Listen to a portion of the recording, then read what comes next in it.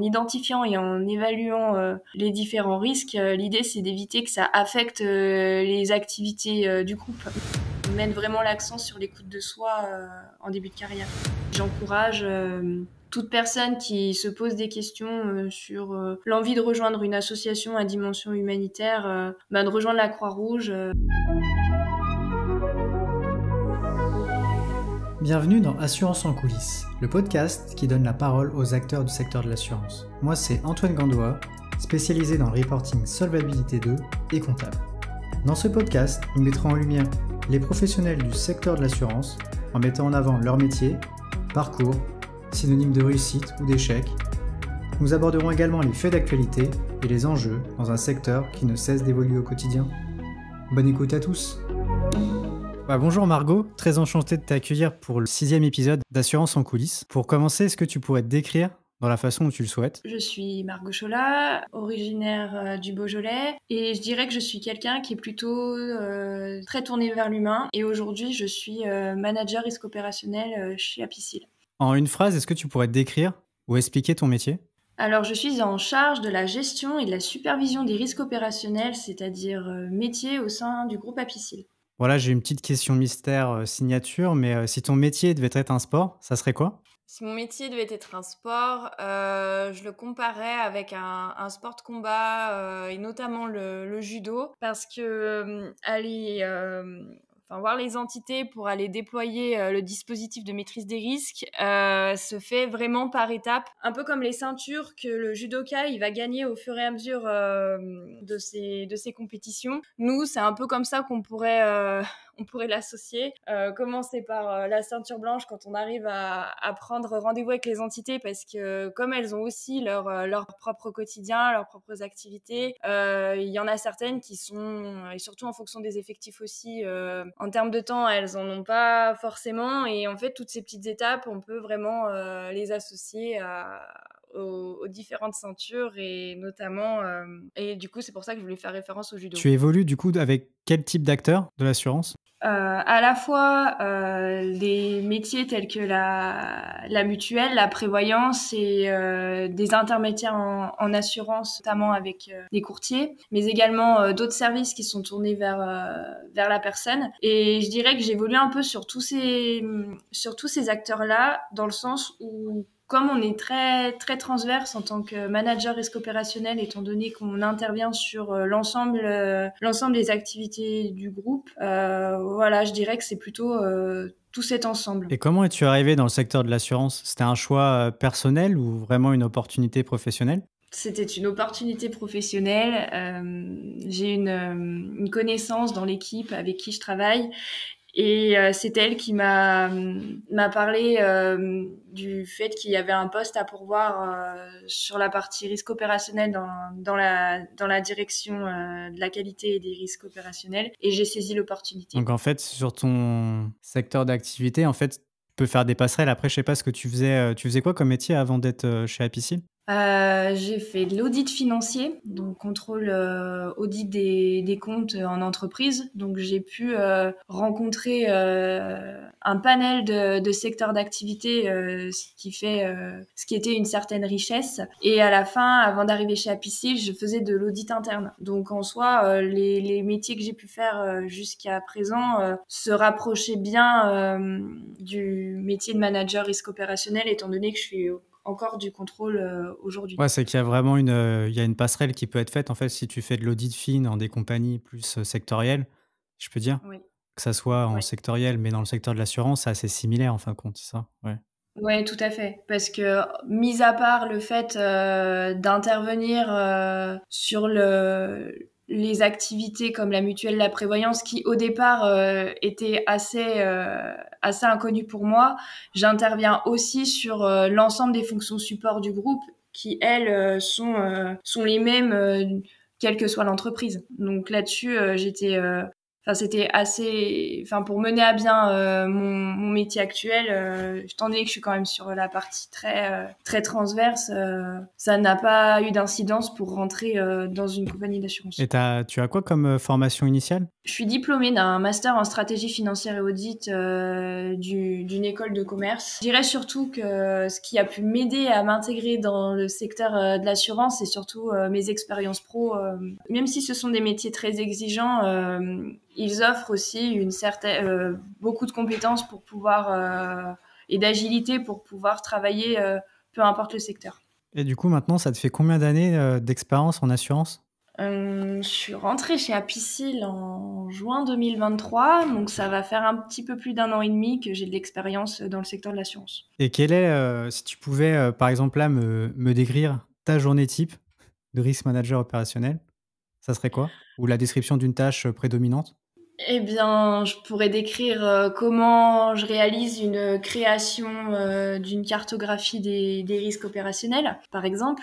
Ce document, il va recenser au sein d'une direction l'ensemble des risques auxquels peuvent être confrontés cette activité-là.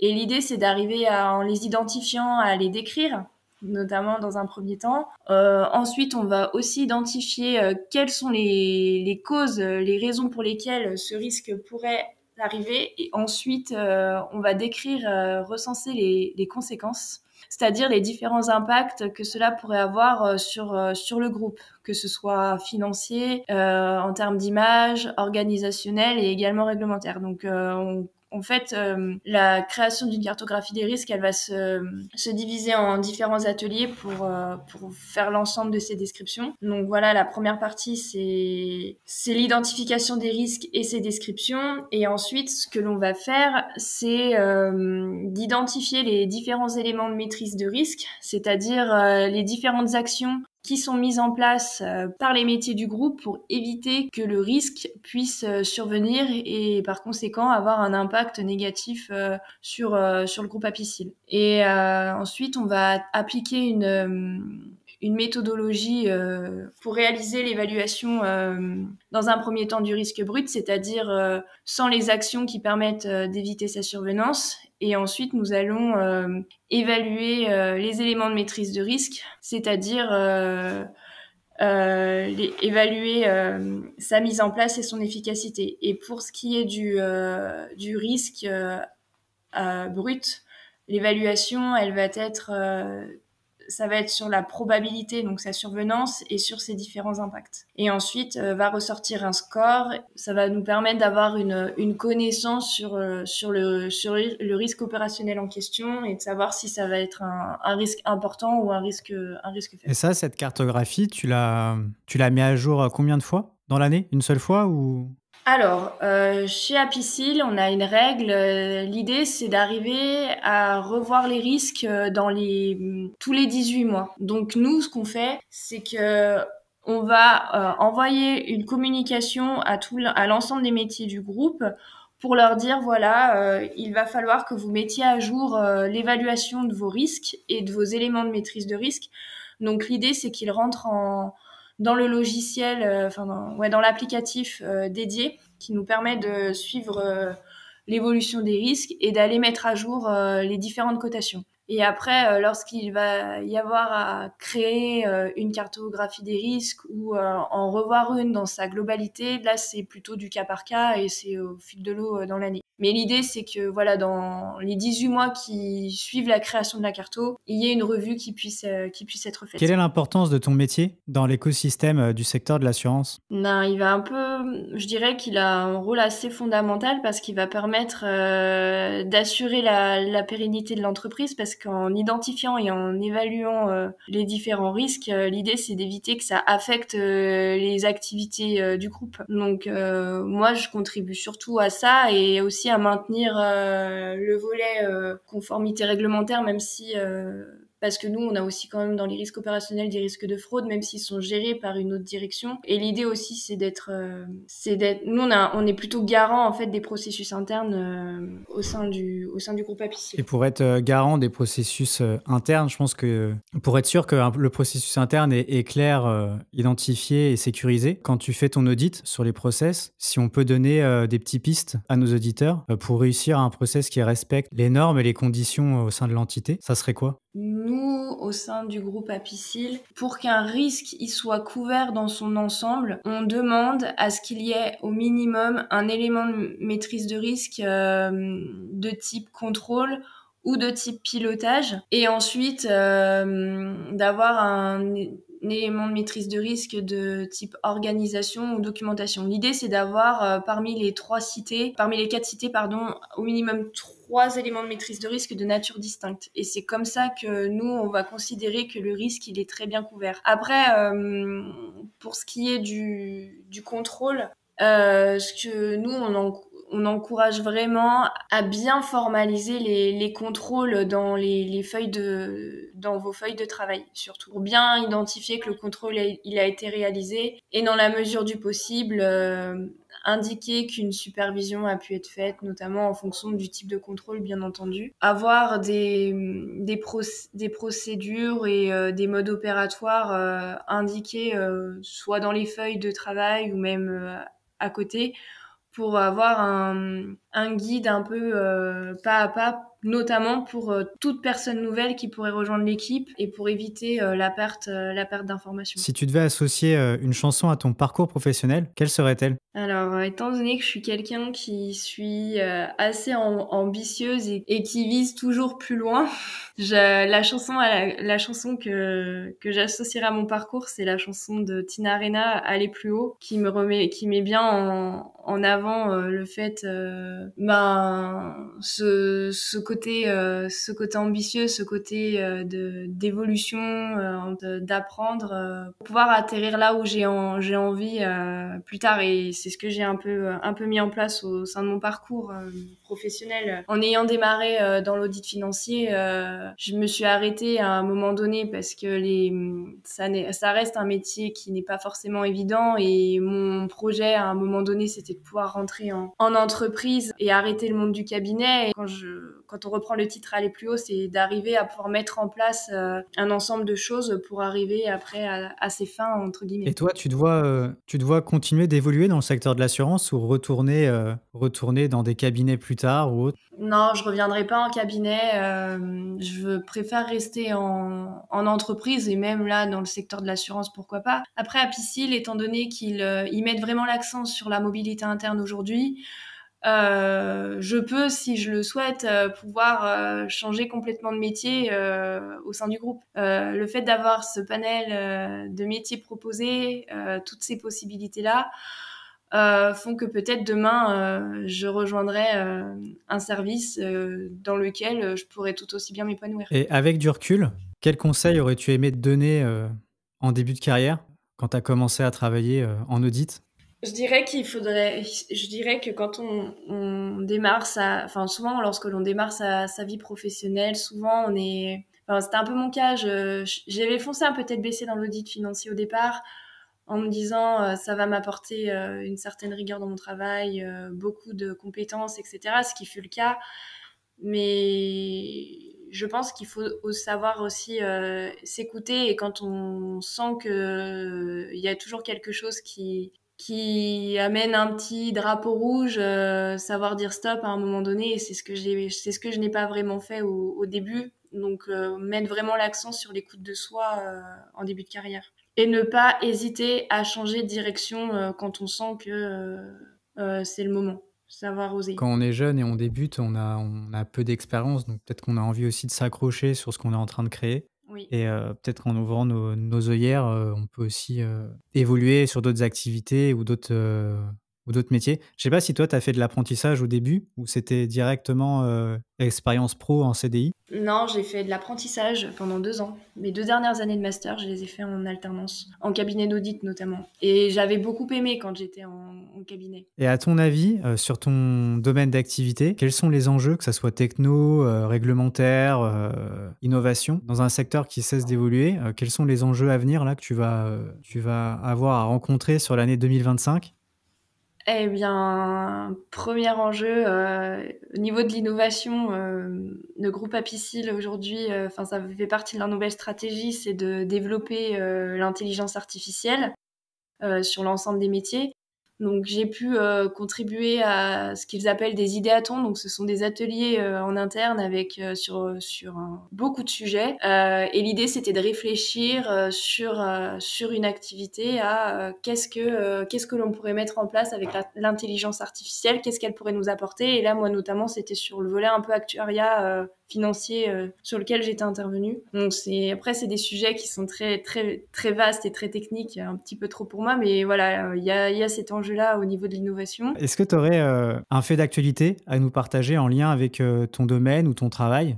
Le gros fait d'actualité du moment, il fait un peu grincer des dents chez les assurés, mais il va y avoir la hausse. Enfin voilà, ils vont être confrontés à une hausse des cotisations sur le. Enfin les complémentaires santé, elles vont augmenter leur cotisation du fait que voilà, il y aura une réduction des remboursements de l'assurance maladie dans le budget 2025. Le sujet d'actualité, je pensais à celui-là. Après, moi, je vais pas trop le voir dans mon métier, hein, mais après, c'est surtout au niveau groupe que ça, on le verra. Et qu'est-ce qui t'enthousiasme le plus dans les années à venir en tant que risk manager opérationnel? Eh bien, c'est le fait enfin, étant donné qu'on est très, très transverse, qu'on intervient sur beaucoup de projets autres que faire du contrôle et de la cartographie des risques, moi, c'est plutôt ce volet-là qui m'enthousiasme parce que le groupe, il est tellement en pleine effervescence, en pleine évolution que nous serons amenés à travailler sur divers sujets à l'avenir. Et moi, c'est ça qui me tient un peu en haleine,